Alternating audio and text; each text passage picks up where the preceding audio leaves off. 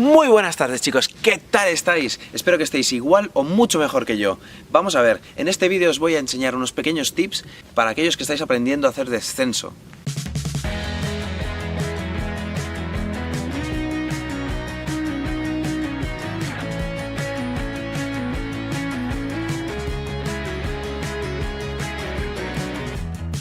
Punto número 1. Tener en cuenta que lo más importante es tener seguridad en uno mismo y en la bicicleta. Conocer cómo se comporta y cómo funciona la suspensión. Hacerse uno con la bicicleta. Es decir, que tus piernas pasen a ser las ruedas de esta.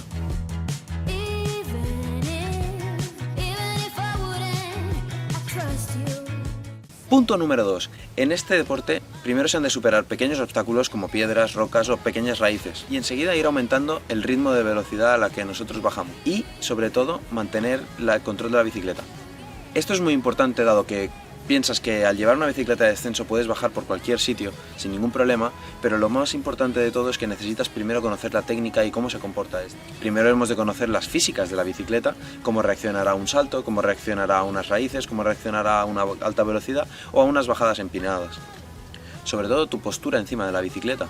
No es lo mismo ir totalmente erguido encima de la bicicleta como una estatua o ir completamente libre como si la bicicleta formara parte de tu cuerpo. Punto número 3. Hay que recordar que si se va a una velocidad muy lenta, es muy probable que cualquier obstáculo nos impida el continuar. Es decir, que nos encontremos con una raíz, una roca o cualquier tipo de obstáculo y se nos atasque la rueda delantera y caigamos. Es por ello que se debe mantener una buena velocidad en la que nos sintamos cómodos, pero a la vez el circuito permita circular por él.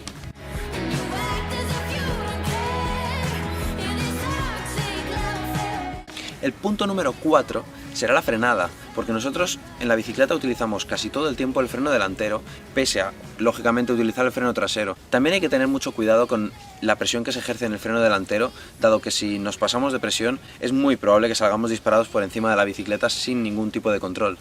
Sin embargo, esto nos lleva al punto número 5, en el que os diré que es lógico que podemos utilizar derrapes para entrar en curvas. Es muy probable que si utilizamos el derrape indebidamente, se nos frene mucho la bicicleta y perdamos velocidad, pero si se utiliza correctamente, puede ser una gran ayuda que nos facilitará las entradas en curvas. Nos puede hacer conseguir una buena trazada.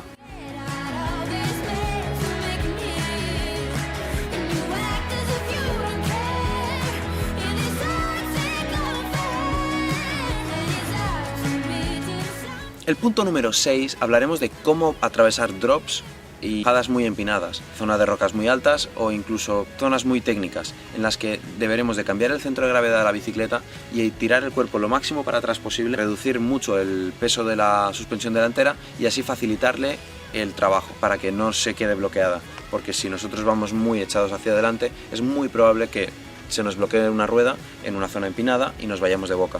O por ejemplo en un drop si no tiras el peso para atrás la bicicleta tiende a irse hacia adelante por la gravedad, con lo cual si nosotros utilizamos el peso de atrás, esta no tiende a irse de cara, con lo cual podemos continuar el camino.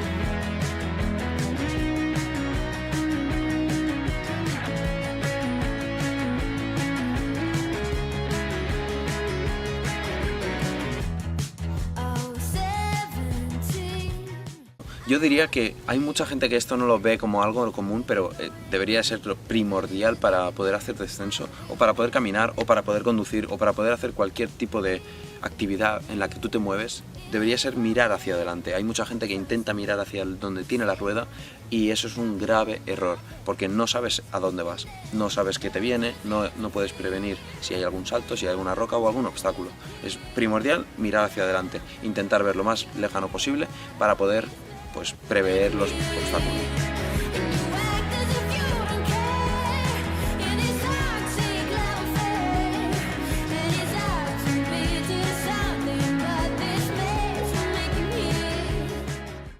En el punto número 8 os recomiendo que si no sabéis o no tenéis claro cómo realizar un salto, o es la primera vez que bajáis por ese circuito y hay algún salto, o algún drop, o algún obstáculo que no os veis seguros de hacer, mejor os bajéis de la bicicleta, vayáis a mirarlo, si hay la oportunidad ver cómo lo hace alguien o incluso varias personas para tú ver la mejor trazada y la que mejor te va a ir a ti de cara a ese salto. Hay mucha gente que se pasa de largo, hay mucha gente que se queda corta y así tú podrás ver a qué velocidad necesitarás ir. tanto la velocidad como por dónde entrar al salto.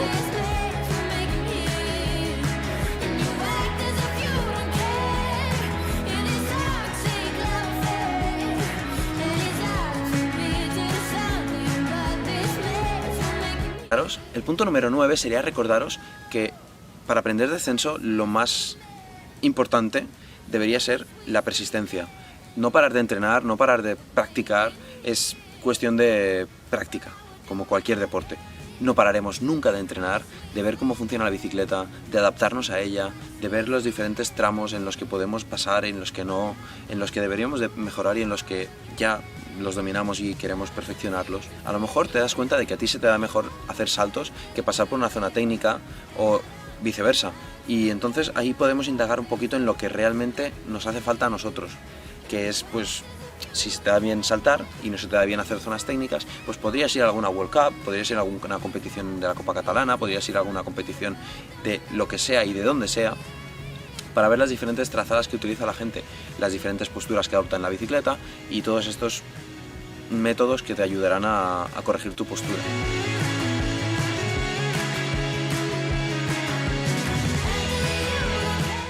Obviamente deberíamos de llevar tanto los saltos como las zonas técnicas a la par, porque no podemos ir por un circuito haciendo saltos y en zonas técnicas bajarnos de la bicicleta y caminar un poquito. Deberíamos de reforzar ahí un poco más en la zona técnica, o viceversa, si se nos da muy bien bajar en zona técnica pero hay saltos en el medio del circuito y tenemos que esquivarlos, pues estaría bien que pudiéramos entrenarlos un poco para poder hacer circuitos totalmente desde el principio hasta el final. Yo soy partidario de hacer eso. Yo cuando voy a un bike park me gusta mucho hacer el mismo circuito pues 2, 3, 4 veces hasta que ya lo dominas, lo llevas al 100% como te gustaría hacerlo, entonces ya puedes pasar a otro, porque si vamos tanteando circuitos y circuitos, al final vas bajando pero no dominas ninguna técnica. No hay manera de aprender si no se repite lo mismo una y otra vez. A lo mejor hay un salto de 45 grados, a lo mejor hay otro salto que tiene mucho menos y se me da fatal porque me he acostumbrado a hacer el de 45 grados. Pues también hay que diversificar porque no todos los saltos van a ser iguales.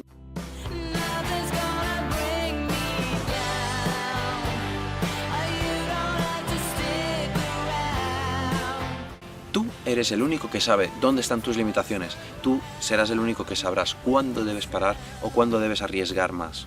Con esto te quiero decir que no te dejes influenciar por tus amigos, que no te dejes influenciar por otros riders, que si estás en un bike park y necesitas dejar pasar a alguien, paras un segundito, dejas que pasen y no te arriesgues. Si tú crees que no podrás pasar por ahí, no te arriesgues, has de esperar y hacerlo a tu ritmo. Tú sabes cuándo debes de arriesgar, no te dejes influenciar ni por tus amigos ni por nadie.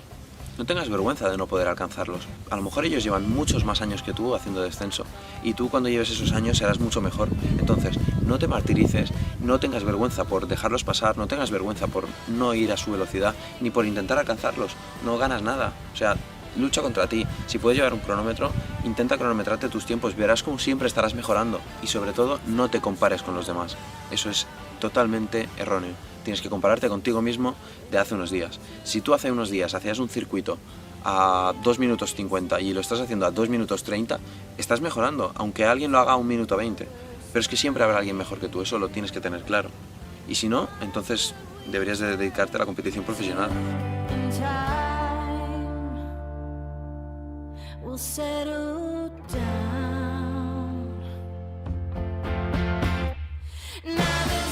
Yo recomiendo que deberíamos saber siempre, en todo momento, dónde estamos. Es decir, no es lo mismo bajar por un circuito en el que hay muchísima roca y muchísimo tramo peligroso, que bajar por un circuito en el que vemos que es todo llano y hay muchas partes de césped.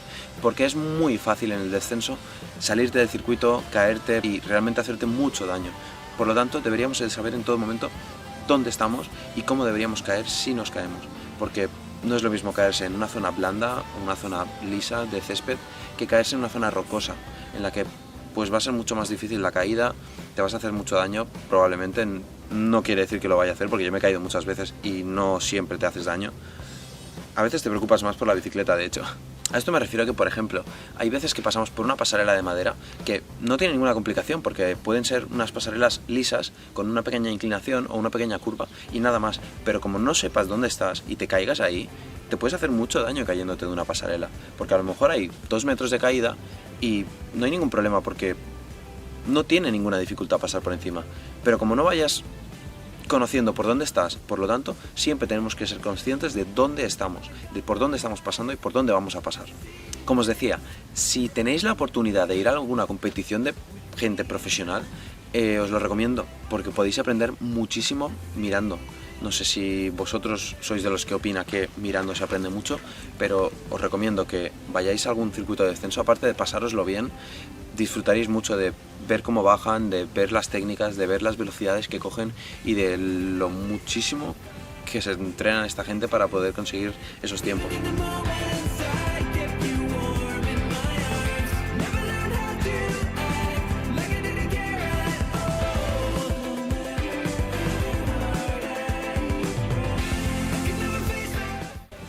Es más, podrías hablar con gente experimentada y es muy probable que sean circuitos a los que tú vas normalmente, con lo cual podrás ver zonas en las que tú no sabes cómo pasar y ellos lo harán. O puede ser que el de tu lado también sea un rider y le gustaría saber también cómo pasar por ahí y podéis comentar la jugada. En este deporte hay muy buen rollo, siempre y cuando se mantenga el respeto, hablemos entre amigos, entre comillas, riders.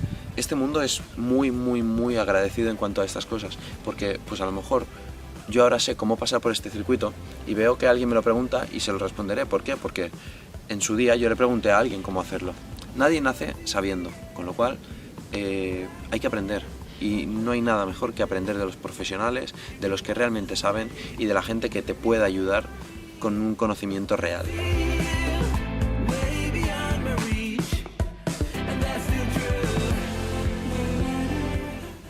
Si lo que tú quieres es competir, entonces ya sí que te has de mirar bien el circuito. Si tienes una competición dentro de 2 días, pues dedica uno de estos días para subir caminando el circuito, conocértelo bien, aprovechar para mirar todas las trazadas, para ver la técnica que deberías de coger y las trazadas en las que deberías de pasar.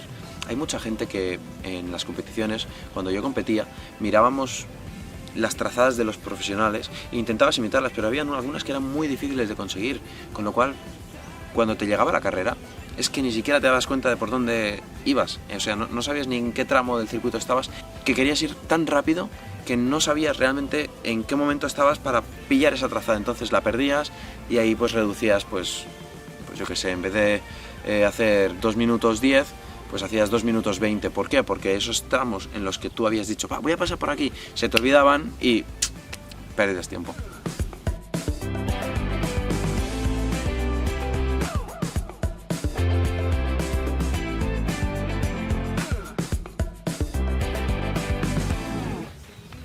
Quiero agradeceros muchísimo a todos, en especial a aquellos que me estáis siguiendo desde el principio y me estáis apoyando, que sois como una gran familia.